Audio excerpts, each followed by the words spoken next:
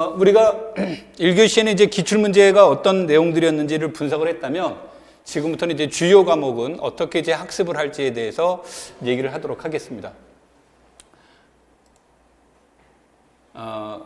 첫 번째로는 이제 우리가 1, 2월에 대한 강의 내용들을 이제 보시면 우리가 이제 지금 하는 내용이 출제 유형 기출문제 분석, 그 다음에 학습 방법에 대해서 얘기를 하도록 하고요.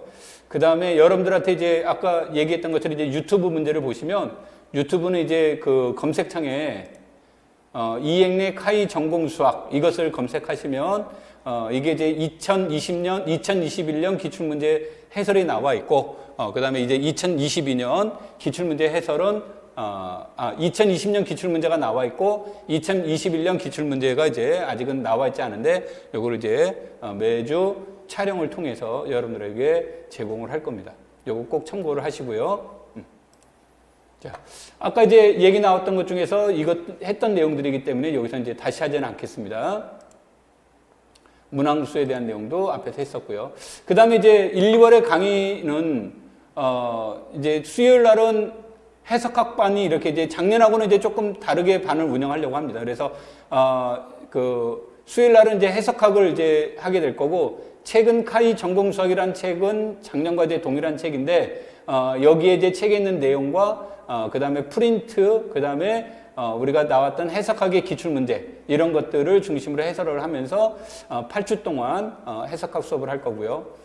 목요일 날은 위상수학과 선형대 수학을 이제 진행을 할 거고 마찬가지 형태가 될 겁니다. 그 다음에 금요일 날은 교과교육론, 수학교육학 신론, 그 다음에 기출문제 분석, 기출문제 해설 이런 형태가 나올 거고요. 그 다음에 토요일 날은 현대대 수학인데 이때는 박선생님 9판이 들어가는데 8판 있는 분들도 8판을 가지고 수업 들어도 됩니다.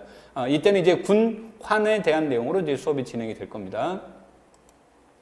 그래서 3, 4월에는 수, 목요일 날이 복수함수론, 미분기학, 확률통계, 정수론, 이산수학 등을 이제 수업을 진행을 할 거고요.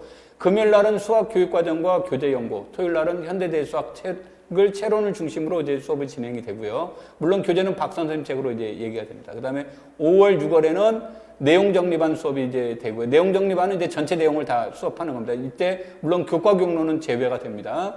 금요일 날은 교과교육론 기출문제를 중심으로 수업이 되고, 토요일 날은 현대대 수학 해석학 중에서 기출문제들에 대한 중요한 것들을 해설을 하고 관련된 내용들을 정리하는 시간을 갖고요. 그 다음에 7, 8월에는 수목은 문제풀이반으로 이렇게 이루어져 있고, 그 다음에 토요일 날은 채론, 미적분학, 함수열, 함수학급수, 위상수학 이런 내용들 중에서 이제 여러분들이 어려워하는 내용들을 조금 더 심화 과정의 형식으로, 이건 이제 전반적인 문제가 된다면 여기에 있는 요 특성화된 내용의 심화 과정으로 이제 수업이 진행이 된다 이렇게 이제 보시면 되고, 금요일 날은 수업이 없고요. 9, 10월은 모의고사 1, 2라고 나와 있는데 이때는 아마 특별한 말 없으면 10번 정도의 시험 그 수업을 하게 될 겁니다. 10번 정도를 수업하게 되는데 1에서는 4주, 그 다음에 2에서는 6주 이렇게 되는데 4주에서는 전체 과목을 갖다가 영역별로, 그러니까 모의고사를 보는데 시험 범위를 줄여서 영역별로 하면서 문제풀이반 형식과 결합된 복습 형태가 될 거고, 그 다음에 모의고사 2에서는 실질적인 모의고사가 이제 이루어진다 이렇게 이제 보시면 되겠습니다. 자, 본격적인 이제 내용으로 이제 가서 보도록 하죠. 자, 여기에서 이제 보시면. 자, 선형대 수학에 대한 내용을 이제 먼저 보시면요. 선형대 수학에 대한 내용들은 여러분들이 이제 보시면서 선형대 수학에 대한 내용들은 선형대 수학은 선형성이 가장 중요한 내용이 돼요. 그래서 선형대에서는 선형성이 가장 중요한데 이 선형성을 이해하기 위해서는 이제 우리가 벡터 공간에 대한 기저 문제가 여기에서 핵심적인 내용이 되는 겁니다. 그래서 기저를 중심으로 얘기를 하게 되는데 이 기저 문제를 논의하는데 기저는 이제 유일하진 않죠. 그래서 1차 독립이라는 것을 배경으로 기저와 어떤 연관성이 있는가 이런 것들에 대한 내용이 주어질 수 있고요.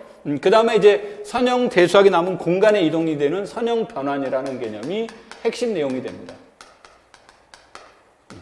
자, 그래서 이와 같은 이제 선형성에 관련된 선형 공간의 문제가 주어지면 앞에서 말한 기저, 그 다음에 그 선형 변환을 핵심적으로 이제 보시면 되겠고, 이때 이 선형 사상 또는 선형 변환이 주어지는데 이것은 이제 1차적 의미가 되니까 이 선형 변환에 대한 문제들을 합성을 통해서 계산하면 이제 복잡할 수 있기 때문에 선형 변환의 합성을 조금 더 수월하게 하자라는 측면이 바로 행렬의 문제예요. 그래서 행렬과 선형 변환에 관련된 문제들을 여러분들이 이제 연계시켜서 보시는 게 좋겠고, 결국은 이제 여기에 무엇에 대한 내용이 들어가냐면 여기서는 내적이라는 그 내적 함수라는 개념이 이제 사용이 되면 그걸 통해서 내적 공간이 이루어지는데, 이 내적 공간에서는 우리 뭐 대표적으로 얘기되는 것은 유클리드 내적 공간에 대한 내용이 되겠죠. 자, 그러면은 이 내적이 들어가면은 이제 무엇의 문제가 들어갑니까? 그러면 여기에서 내적을 통해서 각의 문제가 여기서 제시가 되는 겁니다. 그래서 우리가 유클리드라는 말을 하기 이전에, 요 이전에는 각에 대한 개념이 없는 거고, 여긴 각에 대한 개념이 있는 겁니다. 그러면 이 선형 사상이라는 것에 대한 개념을, 선형이라는 말은 우리가 이제 조금 알아듣기 쉽게 얘기하면 원점을 지나는 1차를 얘기하는 거죠.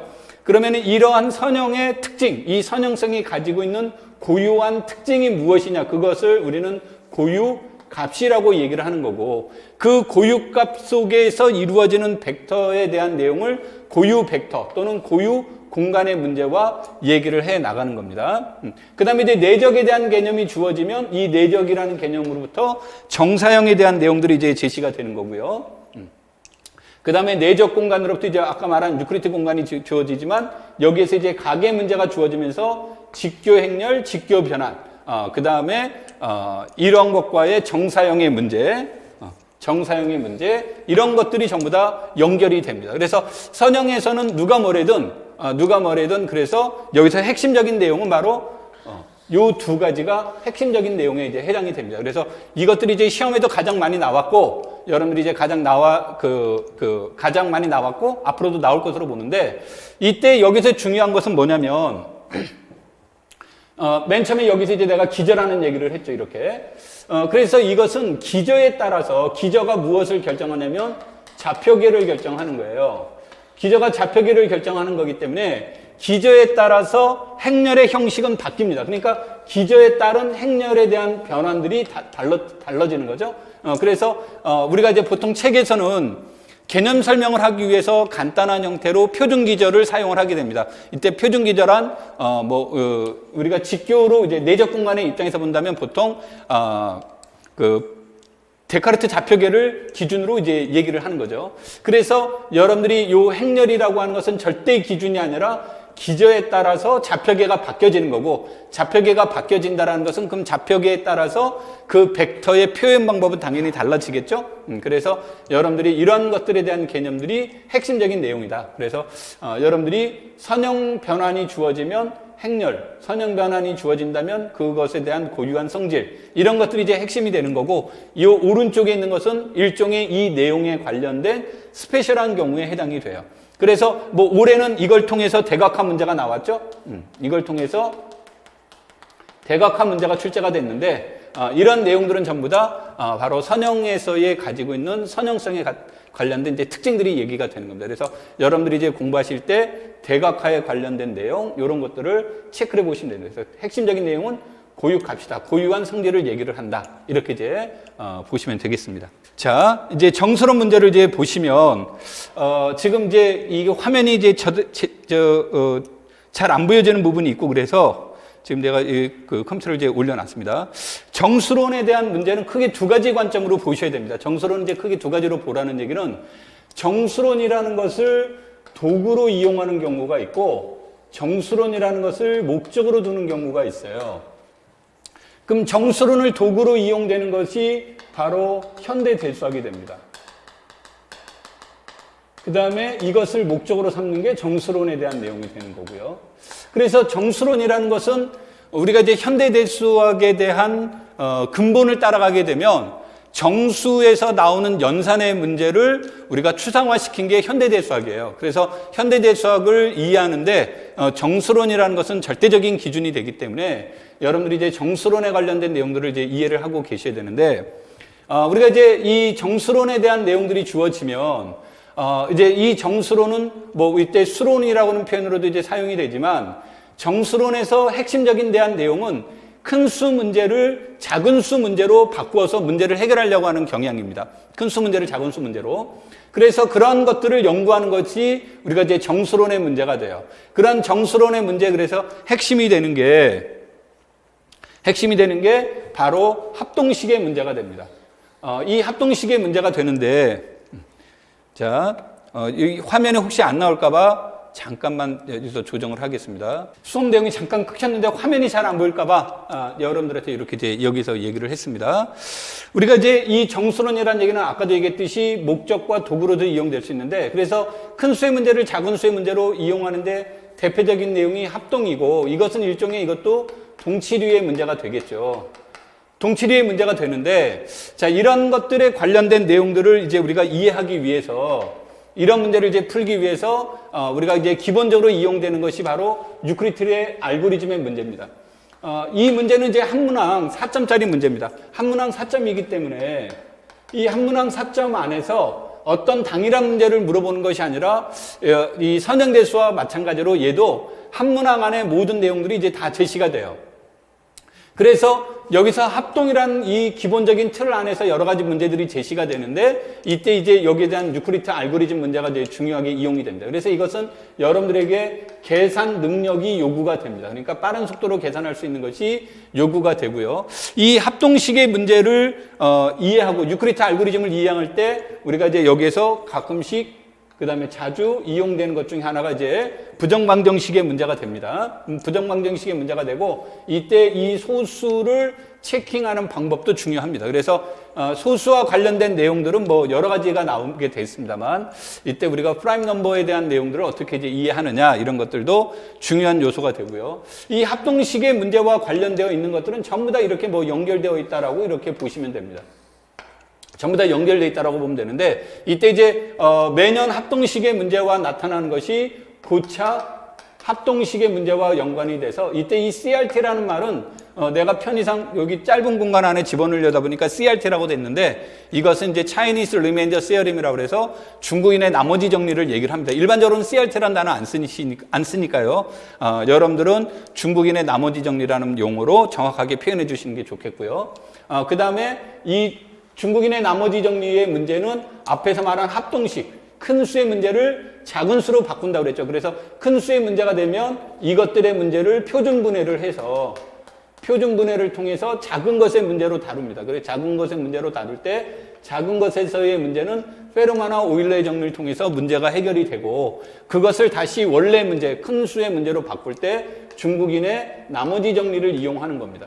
근데 이 중국인의 나머지 정리를 이용하는데, 이때 중국인의 나머지 정리가 직접적으로 계산되는 경우도 있고, 직접적으로 계산이 되지 않는다면 유클리드 알고리즘을 이용해서 다시 문제를 푸는 겁니다. 그러니까 이 내용들은 어느 하나가 독립적으로 이루어졌다라고 보시지 말고요.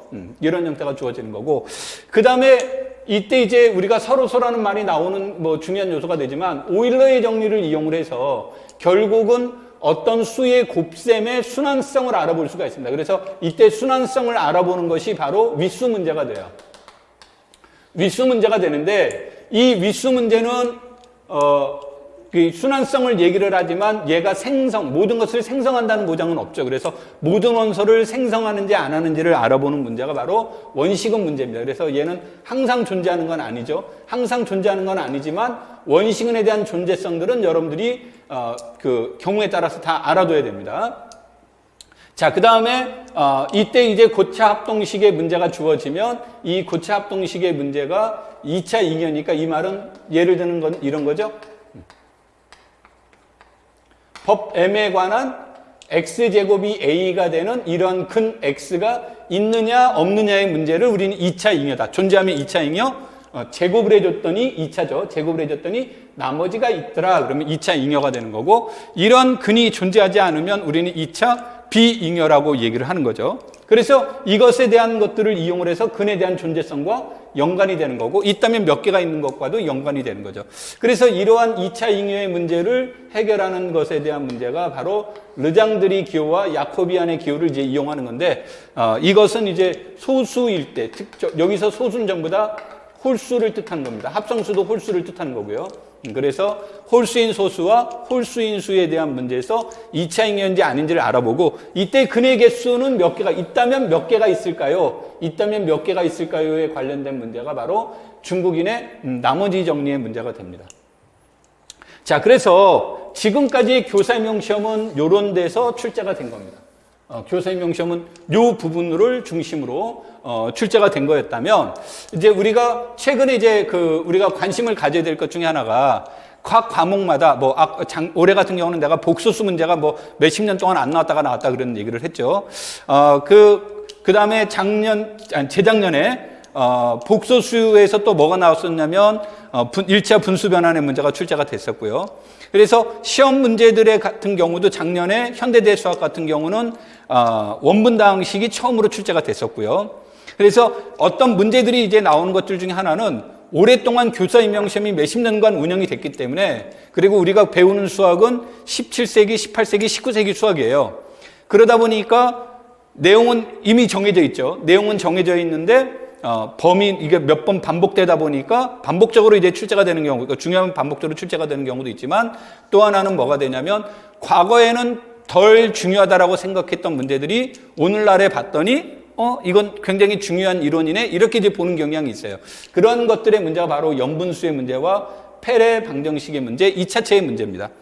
그래서 이 2차체와 페레 방정식은 현대대 수학에서 실제로 이용되고 있는데, 현대대 수학에서는 구체적으로 어떤 원리를 통해서 하는지는 안 나오죠. 그냥 그 존재성만 가지고 얘기를 한다든지 누름의 문제로만 이제 접근해 나가는데, 이때 구체적으로 어떻게 구하는지의 문제가 바로 연분수의 문제와 그다음 페레 방정식을 통해서 이것이 구체적으로 어떤 게 단원인지 아닌지를 찾아내 나가는 방법, 단원을 구하는 방법, 이런 것들이 바로 연분수의 문제고, 우리는 이제 고등학교에서는 주로 유한 단순 연분수 문제, 그래서 일명 반복된다라는 의미에서 번분수라는 말을 이제 많이 사용을 합니다만, 이것도 연속된 분수란 뜻입니다. 연분수라는 말이요. 그래서 그러한 의미에서 이러한 내용들은 우리가 한 번쯤 관심을 가질 필요가 있다. 출제되지는 않았습니다. 출제되지는 않았지만 이런 것들이 되는데, 자, 다시 정리하면, 그래서 정수론이라는 것은 합동이라는 것이 중심축이 되는 거고, 이때 가장 많이 이용되는 용어는 소수라는 것을 통한 소인수 분해예요. 그래서 여러분들이 정수라는 문제를 크게 두 가지 관점으로 보는데, 하나는 덧셈이라는 관점이고 하나는 곱셈이라는 관점입니다. 그럼 덧셈이라는 관점에서 정수는 1만 있으면 돼요. 1로 모든 게 생성이 되니까요.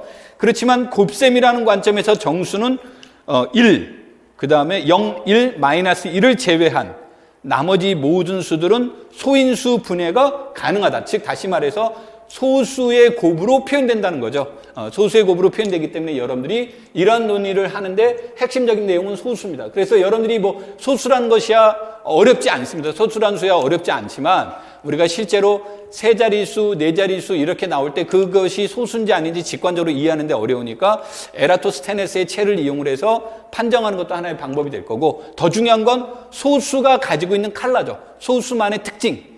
이런 것들을 체크를 해야 되는데, 소수가 가지고 있는 특징을 잘 설명해 준 게 페르마의 그 정리, 그 다음에 소수가 가장 가지고 있는 특징 중에 하나가 원시근의 문제. 물론 원시근을 갖는 것은 소수가 아니래도 가질 수 있습니다만, 소수면 반드시 갖기 때문에 소수만의 특징. 그러면서 자연스럽게 윗수, 이산로구 문제와 연결이 되겠죠.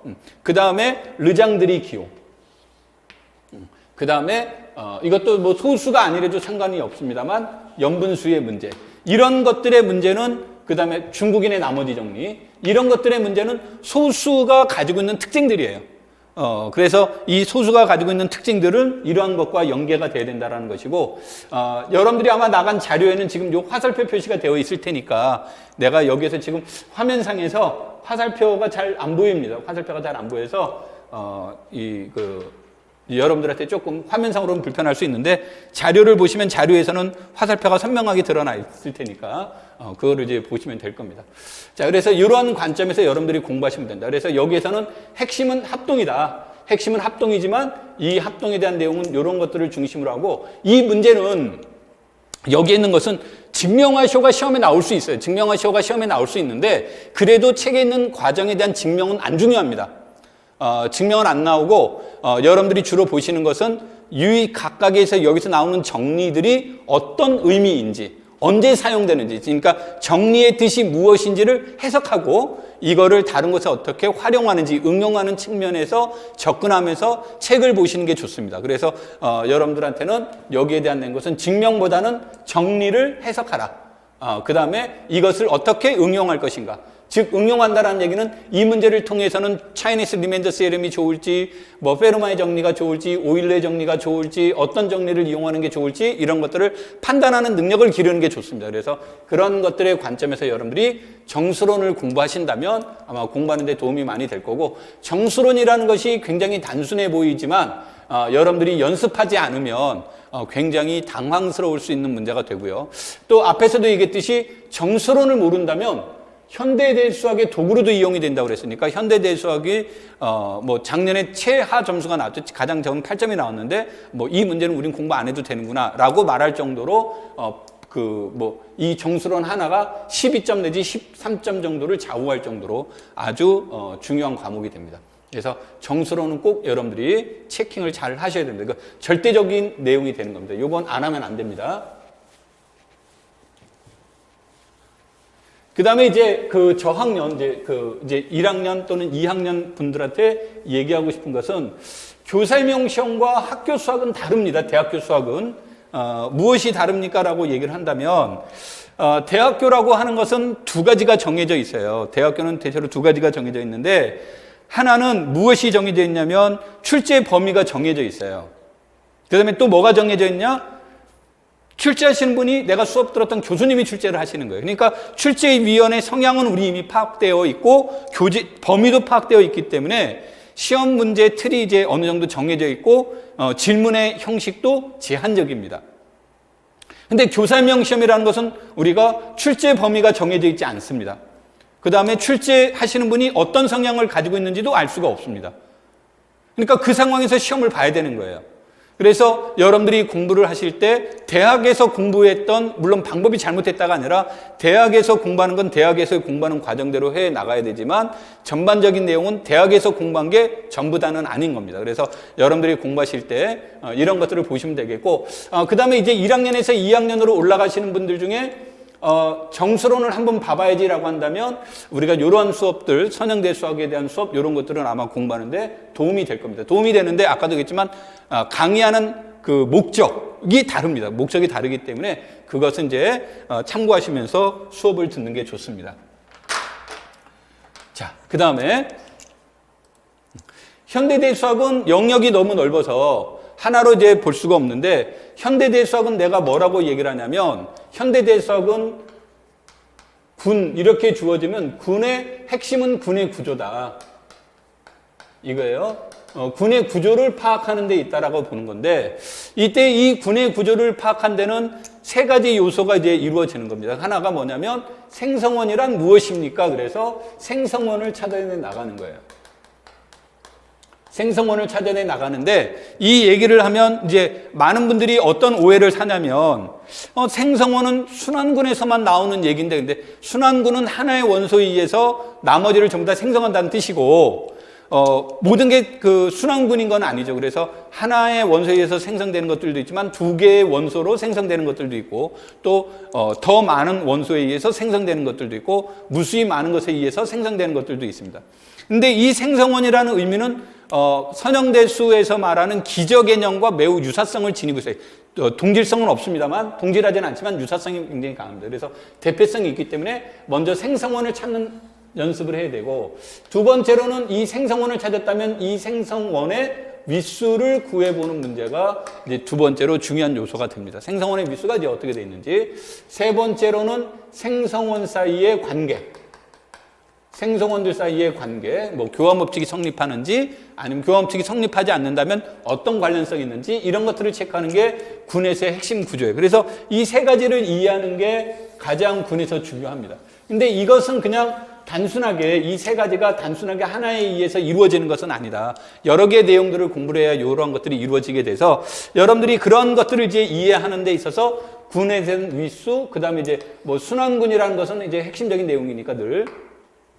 자, 그럼 이런 것들을 이제 우리가 이해하는데 이런 것들을 이해하는데 우리가 어떤 것과 연관이 돼야 됩니까? 라고 얘기하는 거예요. 그래서 이런 군의 구조를 이해하는 데 있어서 유한군이라고 한다면 라그랑지 정리가 이제 필수적인데 이 라그랑지 정리의 한계가 있어요. 라그랑지 정리는 원래 군의 위수를 알고 있을 때 부분군의 위수와 원래 군의 위수 사이에 관계를 물어보는 건데 관계를 안다라고 해서 원래 군을 알 수 있습니까? 그럼 그건 모른다라는 거예요. 그래서 라그랑지의 정리가 절대적인 건 아니고 이것은 이제 그래서 그것을 알아보려고 했던 것 중에 하나가 실로우 정리인데 이것도 모든 문제를 해결해 주지는 못했습니다. 그렇지만 라그랑지 정리의 문제는 위수 문제와 매우 연관성이 있는 거고요. 그 다음에 이제 이 군을 통해서 아까 위상에서 상위상이라는 문제가 출제됐습니다라고 얘기를 했는데 이걸 통해서 이제 우리는 또 다른 군을 만들어 보려고 하는데 잉여군의 문제를 만드는데 이 잉여군을 만드는 것이 부분군만 가지고는 안 되더라. 동치류 문제는 논의할 수 있는데 그래서 여기에 새로운 조건을 첨가시킨 정규 부분군에 대한 문제들이 논의가 됩니다. 자, 그 다음에 동형정리, 구조적인 제로, 구조가 같은 제로 동형정리를 체크하는 거. 이 동형정리를 체크하는 데 있어서 핵심적인 내용들이 바로 이런 것들이고요. 그 다음에 이 동형정리가 되면 이 모든 문제는 클라인이 한 얘기입니다만 모든 것은 과연 보존되느냐, 보존성의 문제가 이제 얘기가 되는데 그런 것을 우리가 다루는 내용이 바로 대응정리가 됩니다. 그래서 대응정리만 가지고 동형을 알 수는 없지만 동형인지 아닌지를 판정하는 데 중요한 이것이 이제 소재거리가 됩니다. 그래서 대응정리라는 것이 이제 중요한 소재거리가 되겠고 직적은 이것도 새로운 군이에요. 직합, 직적 이거는 다른 뜻이 없는데 이것은 이제 직합이냐 직적이냐라는 것은 이항연산자가 덧셈으로 이루어졌으면 직합이라는 단어를 쓰는 거고 이항연산자가 곱셈으로 이루어졌으면 우린 직적 이렇게 쓰는데 이항연산자는 껍데기라고 이제 보시면 돼요. 이항연산자는 껍데기라고 봐야 되기 때문에 이제 되는데 우리는 이것을 이제 두 가지 관점으로 봐야 됩니다. 두 가지 관점으로 보라는 얘기는 하나는 내가 기존에 가지고 있던 내가 알고 있던 군으로부터 새로운 군을 만드는 방법 이런 게 하나가 있고요. 내가 알고 있는 군의 문제를 가지고 군의 구조를 이해하기 위해서 군을 분할하는 방법 완벽한 분할은 아닙니다만 군을 분해하는 방법 이 두 가지 방법으로 이제 우리가 논의해 줄 수 있는데 하나는 첫 번째 말한 것처럼 내가 기존에 알고 있는 군으로부터 새로운 군을 만드는 것을 우리는 외적이라는 표현을 쓰는 거고요. 하나의 군으로부터 이것의 군을 분해하는 방법을 내적이라고 얘기하는 건데 결과론적으로는 내적과 외적은 결과론적으로는 같다라고 나옵니다. 동형적인 성격이 돼서 나오는데 최근 시험 문제는 외적이 이제 다수 출제가 되고 있습니다. 왜냐하면 외적이 주어지면 다양성을 질문의 다양성이 보장이 돼요. 출제하는 사람 입장에서는 굉장히 좋은 거죠. 다양성이 이제 보장되기 때문에 이런 데서 출제가 많이 됐는데 이것을 대한 내용보다는 아까도 말한 요 내용들을 우리가 얼마만큼 잘 이해하고 있느냐의 문제가 돼요. 그래서 이 세 가지가 핵심적인 요소가 되는데 이것을 이해하는데 이런 것을 이해하는데 무엇에 대한 내용이 나오냐면 잉여군 ZM, M으로 나눴을 때 나머지들의 문제 그 다음에 기약 잉여계를 중심으로 한 ZM 스타 이건 덧셈군 이건 이제 곱셈군이 되겠죠. 그래서 이런 모델 그 다음에 두 번째 모델은 무엇에 대한 내용들이 주어지냐면 비가왕군의 대칭인 일반 선형군의 문제, 그 다음에 스페셜한 형태가 되는데 여러분들이 여기에 들어가는 건 체가 아니래도 되는데 우리가 주로 다루려고 하는 건 이제 체에서 다루게 됩니다. 그래서 체에 관련된 문제. 그러니까 여기에 들어가는 게 실수 R이 들어갈 수도 있고요. Z2가 들어갈 수도 있고 Z5가 들어갈 수도 있습니다. 그러니까 그런 것들에 대한 내용들을 이제 이거젠플로 얘네들을 이제 분석해 볼 필요가 있고요. 그 다음에 이제 우리가 여러분들이 요 안에서 이제 되는 것 중에 하나가 자유덧셈가군이라는 말로도 이제 많이 되지만 분할의 문제, 이건 이산수학에서 하는 분할의 문제들도 여러분들이 참고를 해볼 필요가 있고 그 다음에 여기서 이제 핵심적인 게 비가환군에 대한 모델들을 꼭 기억해 두는 게 좋습니다. 그래서 비가환군의 이것도 물론 비가환군의 이제 대표적인 모델입니다만 유한 비가환군의 모델 중에서 우리가 대표적으로 얘기하는 게 뭐예요? N차 대칭군이죠. 이 N차 대칭군의 문제인데 물론 N은 3 이상이어야 되고요. N차 대칭군의 문제인데 N차 대칭군으로 우리가 유한 비가환군은 모든 걸 다 표현해 줄 수는 있습니다. 표현해 줄 수는 있는데 너무 복잡하다는 거죠. 너무 복잡하기 때문에 이런 것들을 이제 우리가 얘기하는 건데 이 N차 대칭군에 대한 내용들은 이런 것들에 의해서 치환에 의해서 생성되는 이제 모델이 되겠죠. 그 다음에 우리가 잘 알고 있는 정이면체군. 그래서 여기 안에는 그 합동이죠. 정엠각형의 합동변환군을 얘기를 합니다만, 그러니까 정엠각형이니까 이 문제도 물론 n은 3 이상이 되어야 됩니다. 그 다음에 우리가 얘기하는 사원수군의 문제.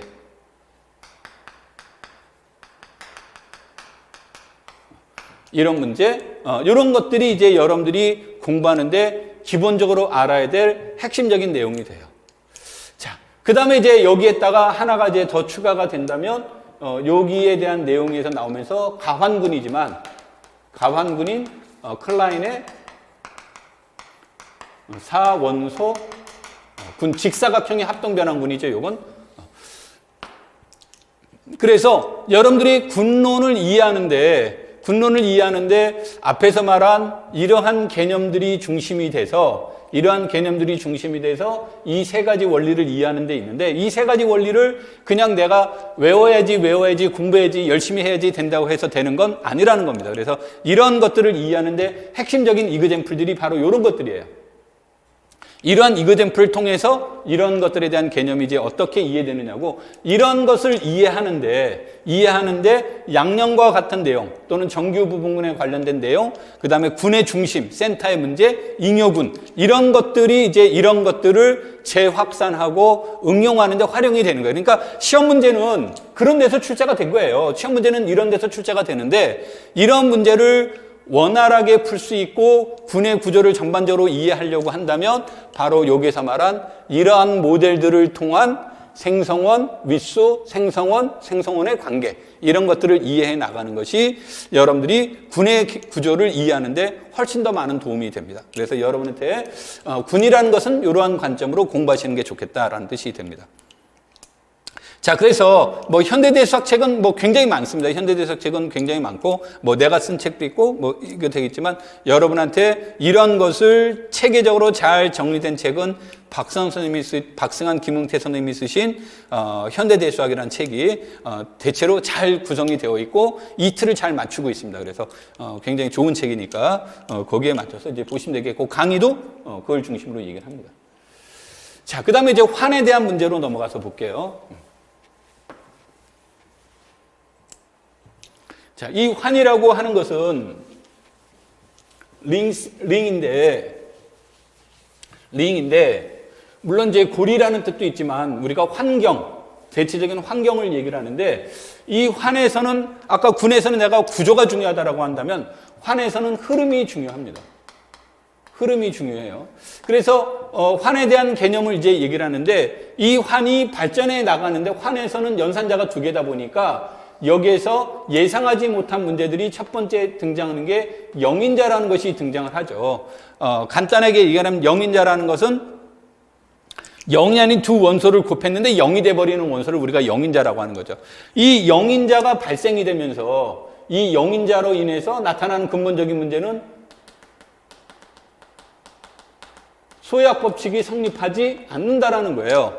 소유학 법칙이 성립하지 않다 보니까 우리는 이제 2가지 걸림돌의 문제가 생깁니다. 하나는 뭐냐면 방정식에 대한 해의 존재성을 유무를 논의하지 못한다는 문제가 나오는 거고, 2번째로는 이것보다는 영인자가 큰 문제는 뭐냐면 해가 존재한다고 해서 유일성이라는 것을 보장해 줄 수 있습니까? 그러면 우리는 유일성을 보장해 주지 못한다는 겁니다.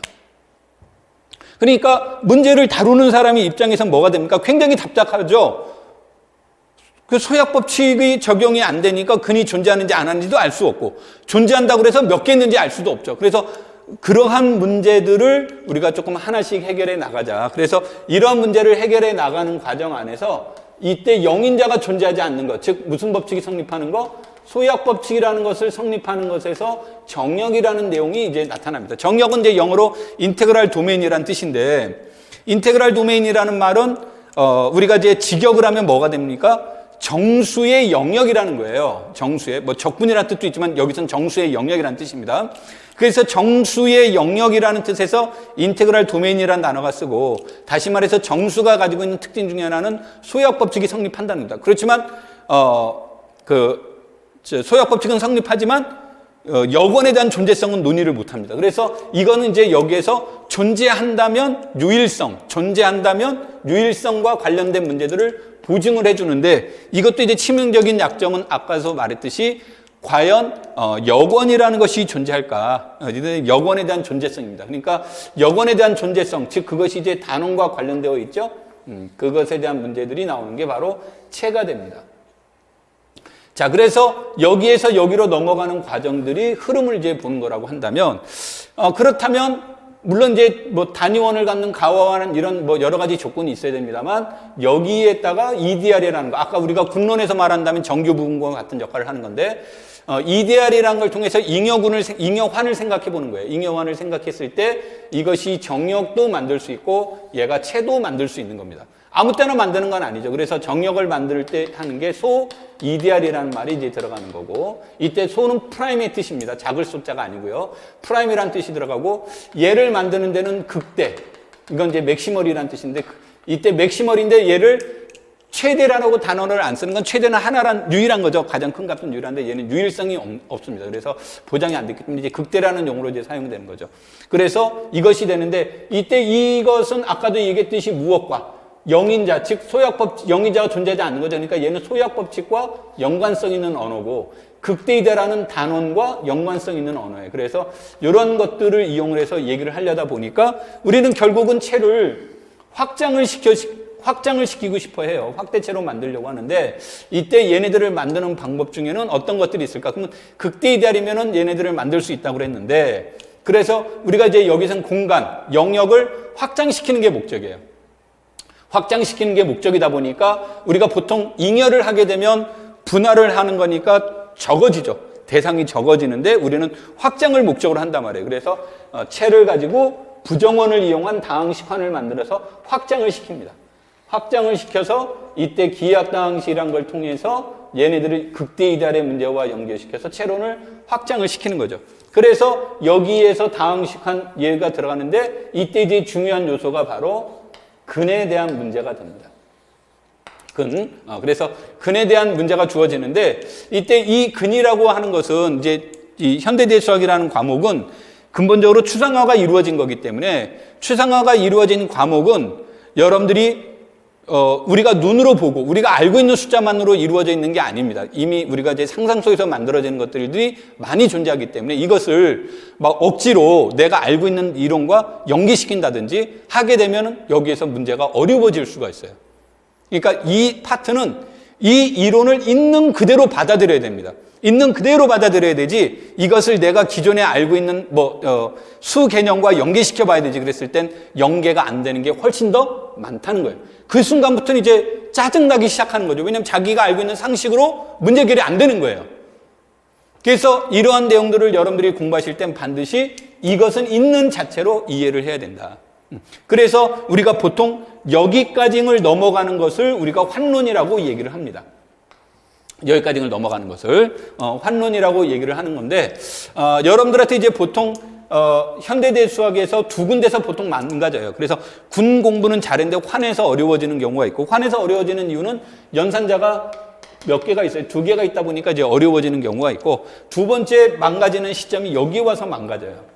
아까도 얘기했듯이 여기서 이제 망가지는 경우가 굉장히 많이 있습니다. 그래서 여기 있는 것은, 그래서 이제 내가 이런 내용들을 강의할 때 뭐라고 얘기를 하냐면, 여기에 나와 있는 이 이론들은, 여기에 나와 있는 이론들은 여기에 있는 그대로, 있는 그대로 받아들이는 게 제일 좋아요. 있는 그대로 제일 받아들이는 게 좋은데, 여기에서 이것을 조금이나마 이해하는 데 도움이 된다 그러면 바로 정수론 문제예요. 정수론 문제가 이것을 이해하는 데 조금 더 도움이 됩니다. 그래서 이러한 것들에 대한 문제들을 여러분들이 이해하시는 게 좋고요. 그 다음에 이런 것을 공간을 통해서 여기로 이제 넘어가는 것들이 된다면, 그래서 여러분들이 이제 공부하실 때 이게 이제 1차 주인공이 돼요. 여기가. 얘가 1차 주인공이 됩니다. 1차 주인공이 되는데, 문제는 기하학다항식임을 보이는 거, 기하학다항식을 체크하는 과정이 이론적으로는 유일한 방법이 있습니다. 이론적으로는 유일한 방법인데 이건 이론인 것뿐이고 실제로는 가능하지 않아요. 그러다 보니까 기하학다항식을 보이는 방법이 굉장히 다양합니다. 상황에 따라 바뀌는 거죠. 그래서 여러분들이 기하학당식을 체크하는 것에 대한 내용은 상황에 따라서 어떻게 기하학인지 아닌지를 체크하는 거고, 이것은 이제 다시 말해서 우리가 자연수로 따진다면 소수의 역할을 하는 거예요. 기하학당식이 소수의 역할을 해 나가는 건데, 이것을 이제 추상화가 되다 보니까 상황론에 맞춰서 얘를 체크해 나가는 것이 중요하다. 그래서 절대적인 방법은 없기 때문에 공부할 때 한 가지 방법으로 모든 문제를 해결하려고 하는 경향이 있어요. 한 가지 문제로 모든 문제를 해결하려다 보면 반드시 여기서는 실패를 하게 됩니다. 반드시 실패를 하게 되니까 여러분한테 권하는 건 상황 논리예요. 그래서 여기에서는 공부를 많이 해야 됩니다. 공부도 많이 해야 되고 생각도 많이 해야 되고. 두 번째, 여기서 유의점은 뭐냐면 기하학당식으로 이쪽으로 넘어가는 순간부터 이론이 복잡해지기 시작합니다. 형식도 복잡하고 이론도 복잡하고 표현도 복잡하고 다 복잡해지기 시작. 복잡하니까 뒤에 가면 갈수록 어렵죠. 그래서 내가 뭐라고 얘기하냐면 이 내용에 대한 이론적인 배경, 이론적 배경은 여기에서 공부하지 말고 여기에서 이론적 공부를 하라. 여기에서도 왜냐하면 똑같은 이론이기 때문에 이론은 단순한 데서 이해하는 게 좋다. 단순한 데서. 그래서 여러분한테 보통 요 단순한 데서 안 하고 뒤에서 많이들 다루는데 여기서 다루게 되면 굉장히 내용이 어려워진다. 그래서 이론적인 배경은 환이라는 이론적으로 단순한 곳에서 다루게 되고 실전 문제에서는 복잡한 데서 출발하는 것이 좋다. 그래서 이렇게 이분화해서 여러분들이 공부하는 게 좋습니다. 채론 얘기로 이제 넘어가서 보시면 채론은 두 가지 얼굴을 지니고 있어요. 그래서 여기서부터 이제 또 어려워지는 것 중에 하나인데 채라고 하는 것은 채라는 뜻도 있지만 채라는 것 속에는 벡터 공간이라는 뜻도 지니고 있어요. 그러니까 여러분들이 채를 보실 때는 이 내용 안에 하나의 내용, 하나의 단락 안에 얘는 채예요, 얘는 벡터예요 이렇게 있는 게 아니라 하나의 내용 안에 상황에 따라 얘가 채가 되면 채로 변신했다가 그 다음 얘가 벡터가 표현하면 벡터로 표현했다가 이게 혼재되어 있는 겁니다. 그러니까 상황에 맞춰서 얘가 계속 해석을 다시 해 나가는 거예요. 그래서 여러분들이 언제는 채로 표현했다가 언제는 벡터로 표현했다 이 차이가 뭡니까? 그러면 채에는 곱셈이라는 연산적 의미가 있지만 벡터에는 연산의 개념이 없어요. 곱셈이라는 연산이. 그래서 상황에 따라 해석이 달라지게 됩니다. 근데 여하튼 우리는 이 채를 통해서 확장을 시키려고 하는 거예요. 그래서 이 채에 대한 확장의 문제가 주어지는데 이때 이제 우리가 유한 확대체, 대수적 확대체가 관련성이 있는 거죠. 이거 필충 조건은 아닙니다만 그림이 잘못된 유한 확대체, 채. 그래서 이때 유한 확대체라는 말은 무슨 뜻입니까? 유한 차원 벡터 공간을 뜻하는 거예요. 대수적 확대체다 그러면 이게 이 안에 있는 것들에 대한 개를 근으로 갖는 기하학당식에 대한 존재성의 문제입니다. 그래서 이제 그런 것들의 문제가 되고 또를 채를 확장하는 방법에는 우리가 이제 분해체 이것을 다른 말로 뭐라고도 하냐면 근체라고도 표현을 합니다. 그래서 기존에 있던 그 체에다가 부정원, 다항식환을 통해서 이런 걸 통해서 확장을 시켜주는데 이때 이것의 기하학당식의 근을 하나를 첨가시켜서 만든 것을 단순 확대체라고 한다면 이 모든 근들을 첨가시켜서 만든 것이 우리가 분해체라고 얘기를 하는 겁니다.